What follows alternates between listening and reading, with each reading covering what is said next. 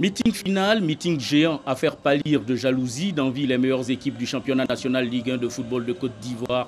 La majorité présidentielle expose sa force, l'immensité de son étendue, sa grandiose capacité de mobilisation.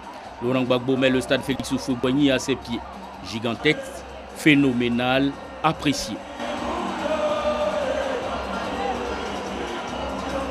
Reconnaissant à Thabo Mbeki, l'ancien président sud-africain, Dos Santos, président d'Angola, Blaise Compaoré, président du Burkina Faso, pour leur sincère implication dans la résolution de la crise ivoirienne, et au Premier ministre Guillaume Soro pour avoir accepté sa main tendue, Laurent Gbagbo a tenu à cette ultime étape à faire amende honorable à ses adversaires politiques, si ceux-ci ont été choqués par certains de ses propos pendant la campagne. Dans le jeu de la campagne électorale, on dit des choses pour bousculer l'adversaire.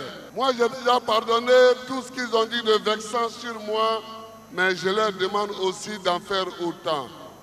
Des Ivoiriens de tous bords politiques, convaincus de la justesse du combat du candidat de la majorité présidentielle, sont venus en nombre se fondre à cette masse déterminée à porter Laurent Gbagbo au pouvoir à nouveau.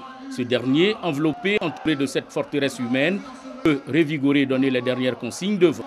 Après-demain, le soleil se lèvera sur la Côte d'Ivoire. Le point principal sera l'emploi des jeunes. Je compte sur vous pour que nous reprenions notre marche vers le progrès, là où la guerre nous a obligés à la laisser. Est-ce que je peux compter sur vous? Est-ce que je peux compter sur vous?